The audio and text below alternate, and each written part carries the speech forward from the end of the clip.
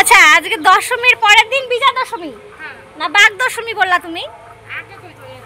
যাই হোক আজকে দশমীর পরের দিন, তো আজকে কিন্তু আমরা খাচ্ছি বিরিয়ানি। তো মা কিন্তু এখানে মশলা বাটা শুরু করে দিয়েছে, তো ভাই সব কিছু নিয়ে আসলো এক্ষুনি। তো চলো বিরিয়ানি বানাই, তোমরা দেখতে থাকো। দেখো এখানে কিন্তু মোটামুটি সব রেডি হয়ে গেছে। মা কিন্তু এখানে মশলা বাটছে। মা দেখি তোমার কতদূর মশলা বাটা হলো? প্রায় হয়ে গেছে। তো মা কিন্তু মশলা বাটা হয়ে গেছে। আর এই যেখানে বিরিয়ানি চালটা ভিজিয়ে রেখেছি 1 ঘন্টা হয়ে গেছে। আর এই যে যা মশলা লাগে ভাই নিয়ে আসলো এক্ষুনি, এই যে এগুলো সব মশলা। আর এই যে টমেটো পেঁয়াজ মেয়াজ সব এগুলো এখানে কাটা হয়ে গেছে। আর এই যে চিকেনটা আমি এখনই ধুয়ে নিয়ে আসলাম। 1 কেজি ভাতে 1.5 কেজি চিকেন। তো এই মোটামুটি গোছানো হলো, এখন চিকেনটা রান্না করব।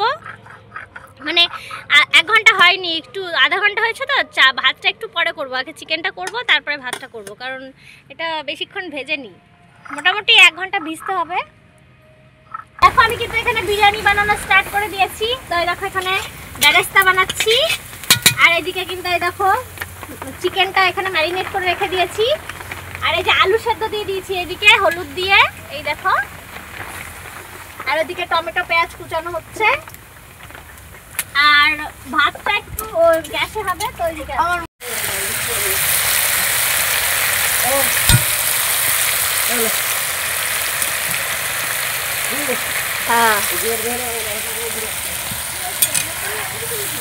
দেখো পেঁয়াজের বেরেস্তা আমার করা হয়ে গেছে। তো চিকেনটা এখানে বসিয়ে দিয়েছি। আর ভাই রাইসটা কিন্তু ভাই গ্যাস, চিকেনটা কিন্তু আমি মাটির উনানে করছি, কারণ আমার কাছে মাটির উনানেই চিকেনটা করলে বেশি টেস্ট লাগে। আর এদিকে মা দেখো ভিজে ভিজে জল নিয়ে আসছে। দেখো আমার ভাই কত রকমের মশলা এনেছে। এটা হচ্ছে কাশ্মীরি চিলি পাউডার, এটা হচ্ছে বিরিয়ানি মশলা, এটা লাল মির্চ, এটা কি, এটা মিট মশলা, আর এটা শাহি গরম মশলা। 1 2 3 4 5 পদের মশলা এনেছে। আর এখানে মা মশলা বেটে রেখেছে।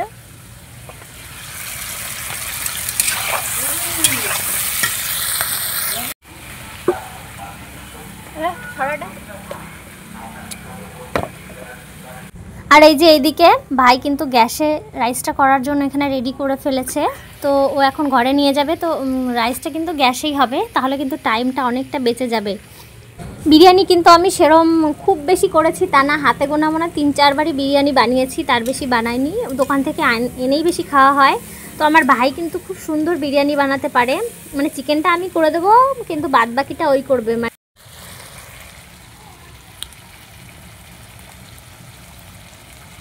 চিকেনটা অলমোস্ট কমপ্লিট আমার এখানে। তো শুধু গরম মশলাটা দেব আর নামিয়ে দেব। ধোয়ার জন্য কিন্তু কালারটা বোঝা যাচ্ছে না, কালারটা কিন্তু খুব সুন্দর এসছে, কারণ কাশ্মীরি লঙ্কার গুঁড়ো মানে অনেক কিছু দেয়া হয়েছে এর মধ্যে। তো কালারটা কিন্তু খুবই সুন্দর এসছে। আর ওদিকে কিন্তু আলুটাও সেদ্ধ হয়ে গেছে, আমি আলুটা নামিয়ে দিয়েছি। তো আলুটা এর মধ্যে মানে দিতে ভুলে গেছিলাম, তো আলুটা এক্সট্রা করে ভেজে পরে বিরিয়ানিতে দেয়া হয়েছে। দেখো এখানে কিন্তু ভাই দেখো হাঁড়িতে কিন্তু ভাত দিয়ে দিচ্ছে। নিচে কি কি দিয়েছিস ভাই? চিকেন দিয়েছিস, একটু ঘি দিয়েছে নিচে।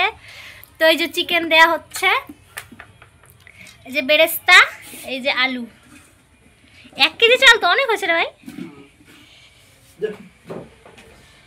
কি দেব? ওটা কি দিচ্ছিস? আতর নাকি? কেওড়া জল।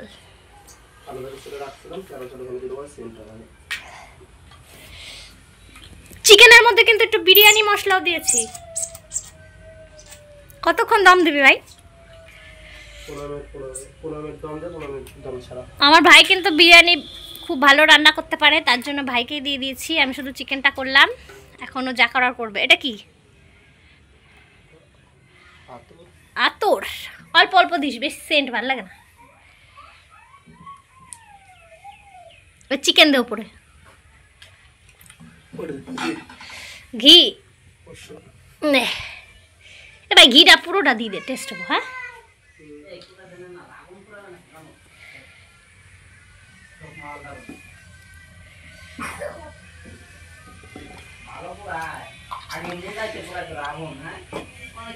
চিকেন দে, বিরিয়ানি মশলা এই যে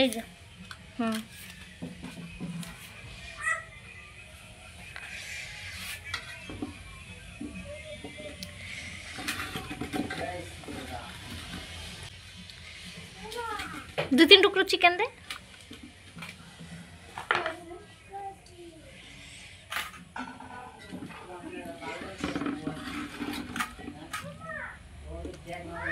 बेरेस्ता दिच्छे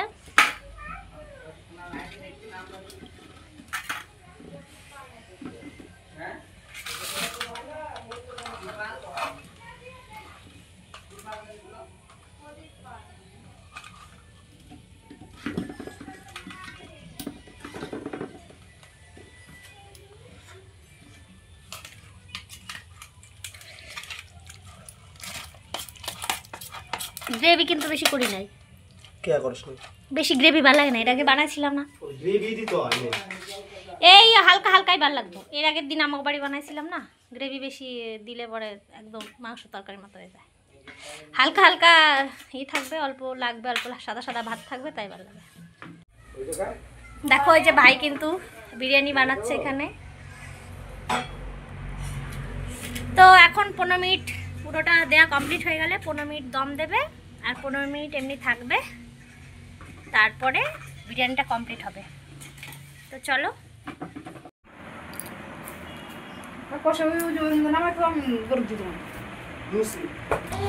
তো দেখো এদিকে কিন্তু ভাই বিরিয়ানিটা নামিয়ে নিয়েছে, মানে ও বিরিয়ানিটা কমপ্লিট হয়ে গেছে, মানে 15 মিনিট দম দিয়েছে আর 15 মিনিট দম ছাড়া এমনি রেখে দিয়েছিল। মোটামুটি 30 মিনিট পর এই বিরিয়ানিটা নামানো হলো। বিরিয়ানির কালারটাও কিন্তু দারুণ হয়েছিল আর খেতে কিন্তু মারাত্মক হয়েছিল, তো খুবই টেস্ট হয়েছিল খেতে। তো এইদিকে দেখো বোনেরা এসেছিল আমাদের বাড়িতে, তো ওদেরকে এই যে খেতে দিয়ে দিলাম। ওদের খাওয়া কমপ্লিট হয়ে গেলে আমিও কিন্তু এই যে বের নিচ্ছিলাম দেখো আমার জন্য। তো আমার ভিডিওটা তোমাদের কেমন লাগলো অবশ্যই কমেন্ট করে জানিও, ও যদি ভালো লেগে থাকে তাহলে অবশ্যই লাইক, কমেন্ট, শেয়ার ও একটা সাবস্ক্রাইব করে আমার পাশে থেকো। তো আজকের মতো এইটুকুই, দেখা হচ্ছে নতুন কোনো ব্লগে। তোমরা সবাই ভালো থেকো, সুস্থ থেকো, টাটা।